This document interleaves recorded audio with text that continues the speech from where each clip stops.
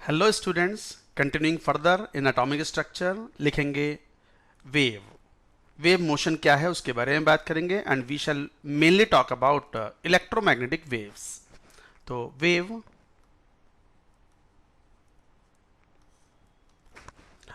It is a means of transporting और transferring energy from one place to another without the transfer of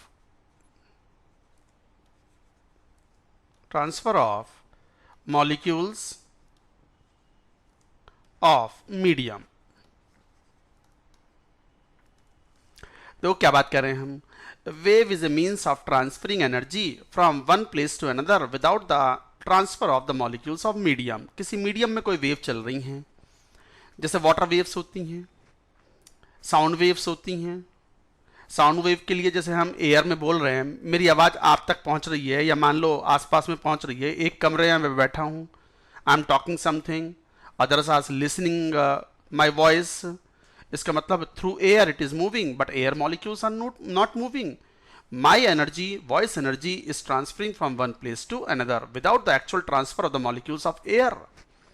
जैसे पानी के अंदर मान लो एक पॉन्ड है, उसमें आप एक पत्थर ऊपर से थोड़ा ड्रॉप करो तो क्या होगा, कॉन्सेंट्रिक वेव्स बनेंगी और वो concentric waves they will propagate outward in the outward direction. तो अगर आप पत्थर अगर पानी में डालते हो तो वो जो वेव्स बनती हैं कॉन्सेंट्रिक वेव्स, उससे एनर्जी ट्रांसफर होती है। Whatever energy you have given that has been transferred to the outward direction, but water के मॉलिक्यूल्स वहां से मूव नहीं करते। ऐसा थोड़ी है कि वहां पे पानी पानी खत्म हो गया, बीच में खड्डा हो गया, नॉट लाइक दैट। तो water molecules will not move, only the energy will be transferred through the wave nature और वेव मोशन। अच्छा, मीडियम जरूरी होता है for some type of waves, like voice sound waves के लिए या मान लो वाटर वेव्स के लिए, इस तरीके से। But for electromagnetic radiations medium is not necessary. जैसे सूरज से आने वाली रोशनी, sunlight does not require any medium and you know very well between the earth and sun, in between medium, that means air is there only in our atmosphere, but thereafter most of the place there is nothing means what, vacuum। तो कह देंगे इस बात को कि for electromagnetic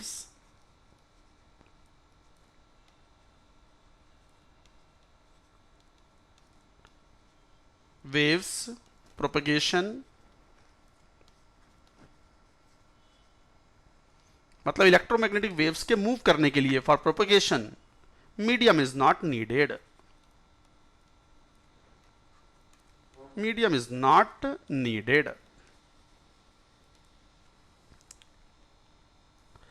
अच्छा, wave motion है क्या? Wave motion is a sort of oscillations that propagate from one place to another. तो in wave motion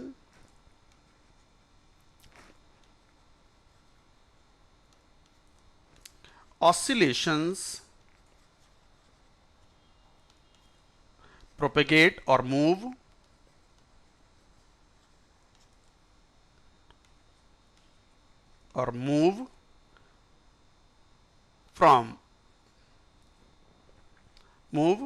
and transfers energy।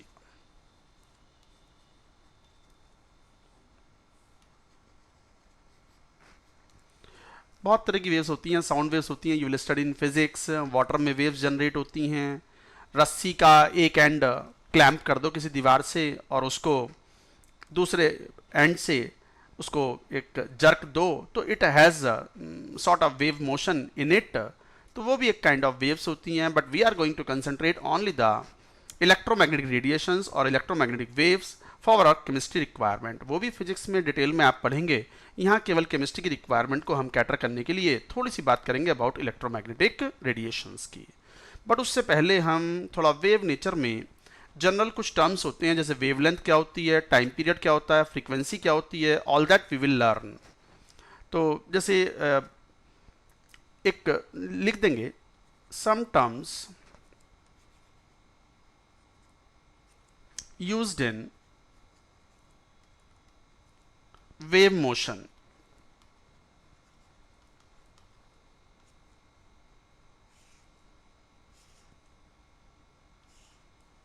यहां एंड भी लिख दो, and transverse energy.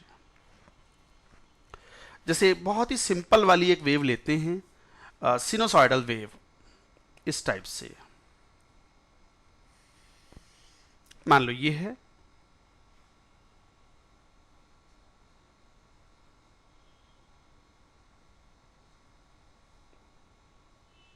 Like that. ये हुआ direction of propagation.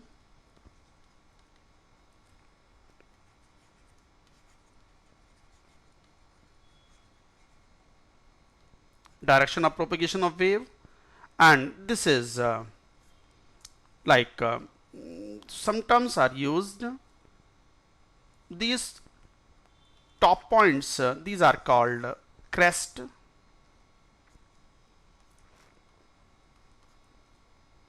and the lower peaks are called troughs.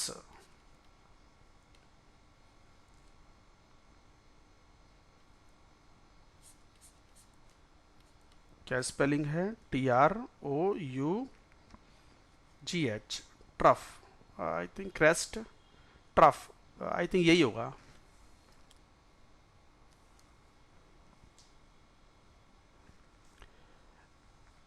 दो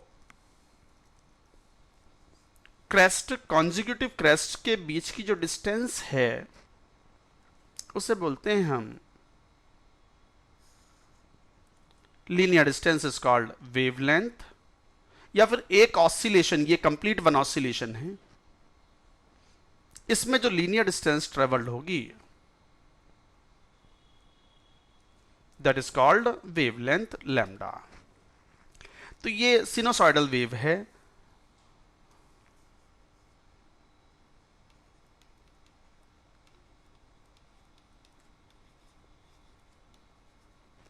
Sinusoidal wave means a kind of a graph of sin theta versus theta. तो ये सबसे सिंपल टाइप की वेव्स है, where the amplitude is also constant,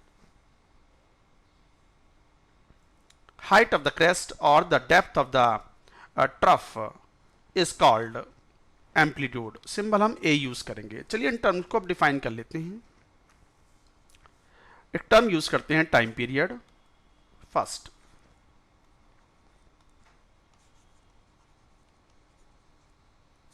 simple T, time period किसी wave motion के लिए क्या बोलोगे?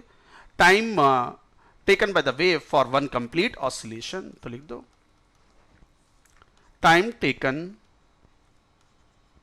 Bye the wave for one complete oscillation.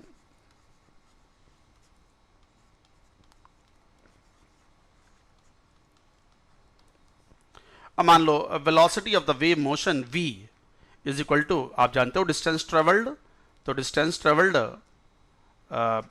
जो है वो लैम्डा है अपॉन t। तो यहां से फॉर्मूला आता है t is equal to lambda upon v। v is the velocity of the wave and lambda is the distance between linear distance travelled in one complete oscillation. हालांकि इसको भी हम डिफाइन करेंगे, बट फॉर्मूला तो हम लिख ही लेते हैं, इस पर दोबारा आएंगे अभी। सेकंड, चलो वेवलेंथ डिफाइन किया जाए। वेवलेंथ सिंबल यूज करेंगे लैम्डा। टाइम पीरियड को सेकंड्स में या उसी हिसाब से हम रिप्रेजेंट कर लेते हैं unit. Wavelength will be in metre और in angstrom depending upon the wavelength, appropriate unit will be used. So what is wavelength? Linear distance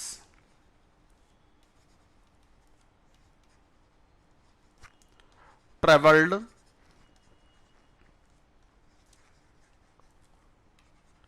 by wave in one complete oscillation. In one complete oscillation.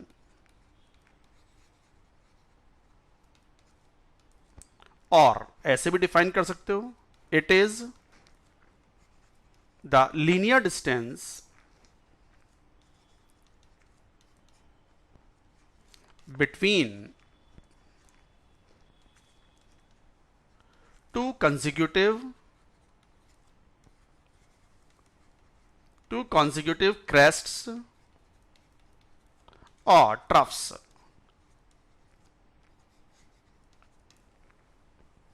तो इस तरीके से define करते हैं। तो wavelength वापस वही कि velocity of the wave is equal to distance travelled, तो lambda is the distance travelled in one oscillation. तो वन ऑसिलेशन का टाइम कितना है, टी। तो यही वाला फॉर्मूला आ गया, where T is the time period, lambda is the wavelength or distance traveled in one oscillation, and v is the velocity of wave.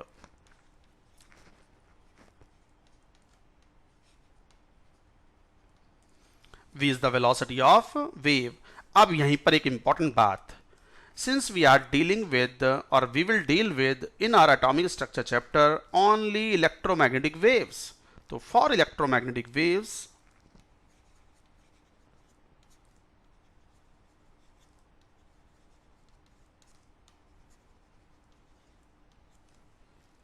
जैसे कौन, लाइट, सनलाइट जो भी है विजिबल रेंज की होती है, या एक्स रेज या गामा रेज, उसको भी डिस्क्राइब करेंगे एटसेट्रा। इन सब के लिए v is what, speed of light. तो formula will become what, speed of light would be equal to lambda upon T, और t is equal to lambda upon c, where c is the speed of light,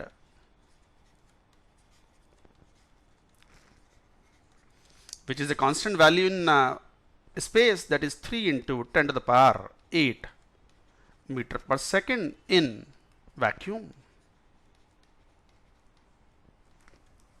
So this is the speed of light we will use. बहुत high velocity है ये. It is believed that no matter can have the speed equal to this. So then this is a formula which is useful. T is the time period for electromagnetic radiations or electromagnetic waves, lambda is the wavelength, and c is the speed of light, which is a constant value. तो हमने दो term define कर दिए, time period and wavelength. एक term और define करेंगे, frequency, third.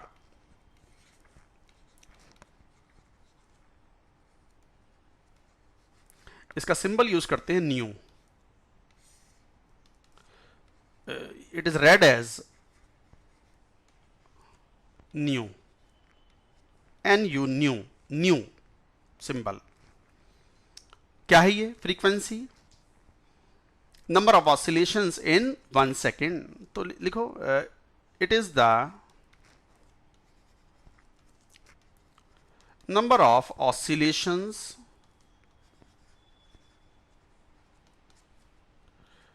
completed इन 1 second और per unit time. तो देखो फॉर्मूला यहां से इसका आ जाएगा, कैसे, अभी आपने पढ़ा कि एक ऑसिलेशन कंप्लीट करने में समय कितना लगता है, टी सेकेंड। तो टी सेकेंड में कितने ऑसिलेशंस कंप्लीट हुए, 1 ऑसिलेशन कंप्लीट, ऑसिलेशन कंप्लीटेड। तो फिर 1 सेकेंड में कितने ऑसिलेशंस कंप्लीट होंगे, 1 upon t, and that is it. This is the frequency. तो frequency is equal to 1 upon t, which is equal to what, t का formula अभी पढ़ा ही था आपने, देखो ये रहा, t is equal to lambda upon c, तो it becomes c upon lambda। तो एक तरीके से nu is equal to c upon lambda for electromagnetic waves। अगर वेव्स नॉर्मल हैं, कोई साउंड वेव्स हैं या कोई और टाइप की हैं, नॉट इलेक्ट्रोमैग्नेटिक, तो c की जगह उनकी वेलोसिटी आ जाएगी v, obviously that would be less than the velocity of light. तो ये फॉर्मूला हुआ, इसमें एक बात ध्यान दो, फॉर इलेक्ट्रोमैग्नेटिक वेव्स सी तो कांस्टेंट है, तो अगर आपको लैम्डा मालूम है तो यूं मान लो न्यू तो मालूम ही है, या न्यू मालूम है तो ये मान के चलो कि लैम्डा तो आप जानते हो। तो this is frequency, this is measure in hertz, hertz और सेकेंड -1।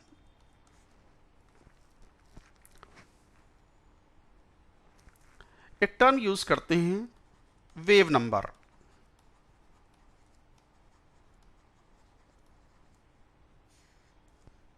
इसका सिंबल यूज करते हैं न्यू बार। तो wave number, it is the number of wavelengths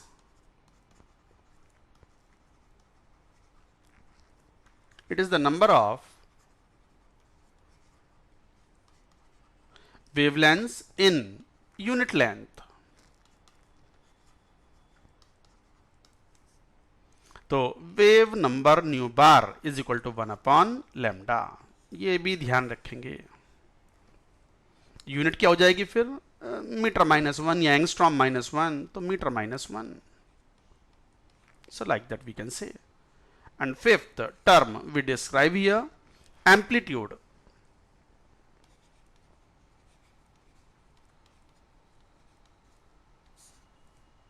A, ये क्या है, it is the height of crest or depth of trough in wave motion।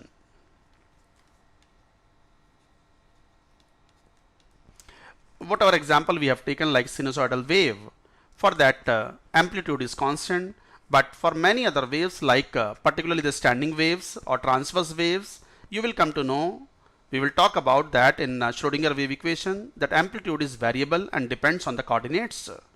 तो amplitude may be constant or may be dependent on coordinates and may be variable, वो हम बाद में देखेंगे। तो ये कहलाएगा यहाँ पर height of the crest और depth of the trough, this is amplitude। तो ये थे कुछ टर्म अबाउट इट। चलिए एक आध क्वेश्चन भी लेते हैं। मान लो क्वेश्चन ऐसे कह दे कि अ विजिबल लाइट, लाइट बोल दिया, इसका मतलब they are talking about electromagnetic waves. However, we have not defined the electromagnetic waves yet। In the next video, we shall talk about the electromagnetic radiations also। So, a visible light has wavelength equal to 4000 angstrom। Find its frequency। बहुत ही simple सा question है, formula based. आपको पता है frequency is what, c upon lambda. What is c, 3 × 10⁸ metre per second. अब SI में calculation कर रहा हूँ, SI यूनिट्स में, मीटर पर सेकेंड में, तो 4000 एंगस्ट्रॉम को भी 4000 एंगस्ट्रॉम को भी we have to convert into metre. So what is it, 10⁻⁻10 metres. तो ये कितना हो गया, 0.75 इंटू 10⁻⁻7 ऊपर चला गया तो 10⁻⁻ कितना 15। So that is 7.5 into 10⁻14 hertz, HZ hertz. तो ये हो गई फ्रीक्वेंसी फॉर इलेक्ट्रोमैग्नेटिक वेव्स। यहीं स्टॉप करते हैं इसको, and this we will continue in the next video. That's it for now.